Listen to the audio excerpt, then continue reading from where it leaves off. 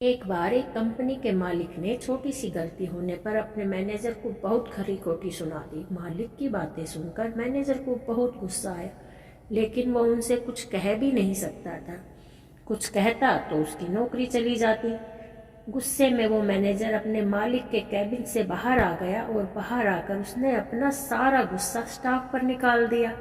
अब बिना वजह डांट पड़ने की वजह से स्टाफ वालों को भी गुस्सा आ गया, लेकिन वो भी मजबूर थे, अपने मैनेजर से कुछ कह नहीं सकते थे। लेकिन अब स्टाफ वाले अपना गुस्सा किस पर निकालते?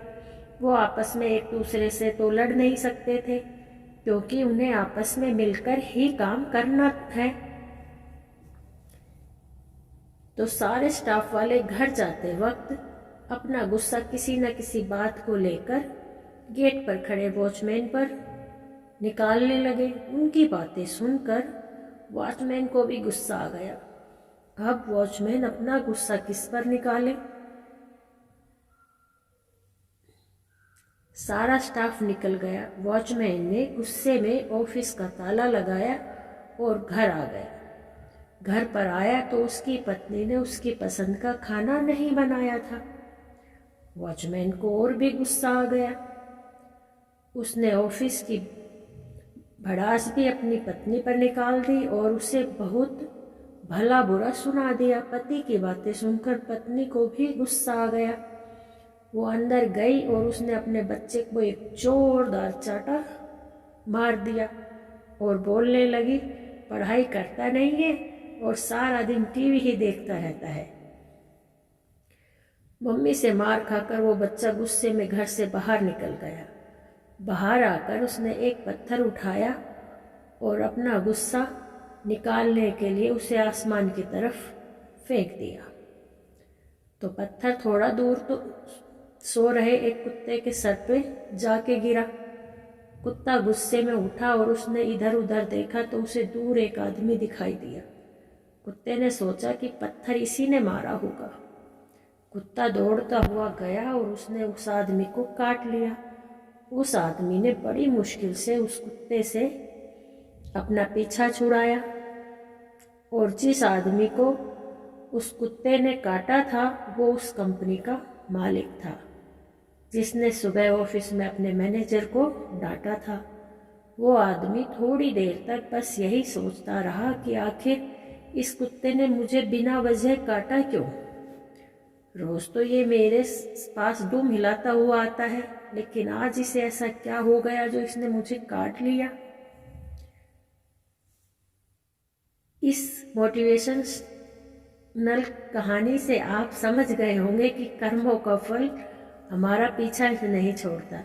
जाने अनजाने में कितने लोगों के साथ बिना वजह गलत व्यवहार करते हैं, जिसकी वजह से दूसरे परेशान होते हैं। कितनों को तो बहुत भारी नुकसान हो जाता है, पर हमें तो इसका अंदाज़ा भी नहीं होता, क्योंकि हम तो अपनी मस्ती में ही जीते हैं।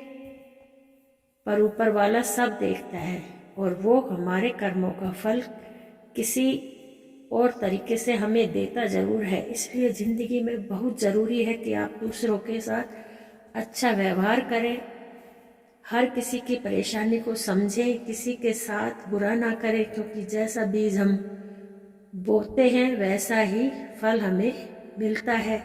और जैसा दूसरों के साथ करेंगे वो किसी न किसी रूप में आपके पास लौटकर आ ही जाएगा। फिर चाहे आप किसी को नफरत दें या फिर प्यार, जिंदगी को बिना लड़ाई झगड़े के भी जिया जा सकता है। किसी को अपने गुस्से से समझने से बेहतर है कि आप इस बात को प्यार से समझाएं।